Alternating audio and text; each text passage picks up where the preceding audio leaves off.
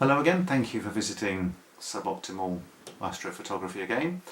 Tonight I'm going to talk about the Horsehead Nebula, which I'd tried to find with a 20-inch Dob telescope which I had using hydrogen beta filter. Couldn't spot it at all in my moderately, rural urban transition Bortle 4 skies, but even with a big scope like that I could never even catch a glimpse of it. So I've been very happy to manage to capture it photographically, which I'd never tried before, using the trusty Nikon D70 2004 camera, 6 megapixels, noisy old sensor in it, so suboptimal right from the beginning, but helped by the fact that I modded it by taking out the infrared block filter. It's a big advantage, gives you 4 times as much hydrogen alpha, which is what the Horsehead Nebula is all about. Stuck in a great big chunky memory card, lovely. Used a macro lens, Sigma 105mm macro lens with a 2 times converter, which does extend out to infinity, luckily for me. Took the UHC filter, which just fits in the back of the camera there, back of the lens there, and straight onto the camera. So we were good to go, and I'll share with you what we did next. So here's the Nikon and lens piggybacked onto the 10-inch telescope from 1991, the LX6 Meade, already suboptimal because it doesn't have any proper tracking on it, just the standard drive on it, which restricts your exposure times.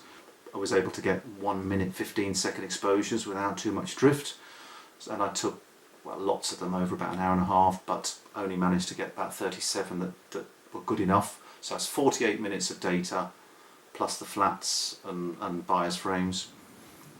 It was tethered to my laptop. Here's an example of the JPEG, which is just used for sort of purposes of seeing that I'm focused and in the right place. And you can just about see the Flame Nebula and Horsehead just appearing there.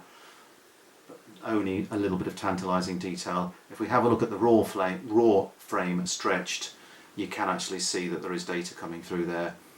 So I knew I was on the right track, basically.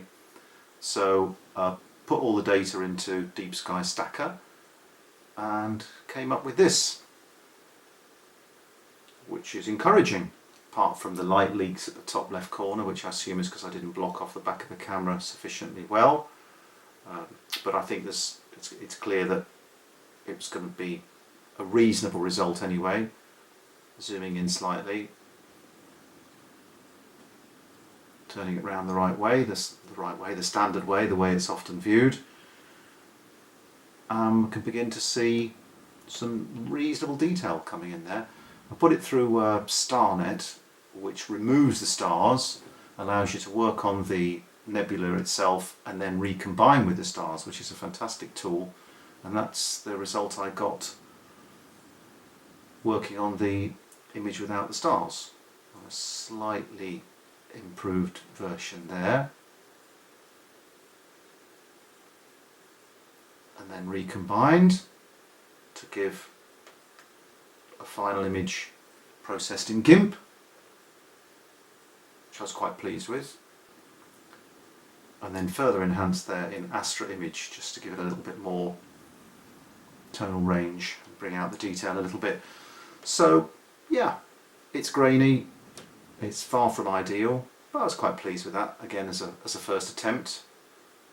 I then tried the Deep Sky Stacker again using 3 times drizzle, which I only just really half understand really, but it really did pull out a lot more detail, although the image is over processed here. And the grain is terrible, I know, and bloated stars, but it does show the Horsehead a bit more clearly. And what I really need to do next is get out there. Now we've had proof of concept, need to get out there for a few hours and do some proper data collection. But anyway, bit of fun, and I hope you find that interesting, and thanks for looking.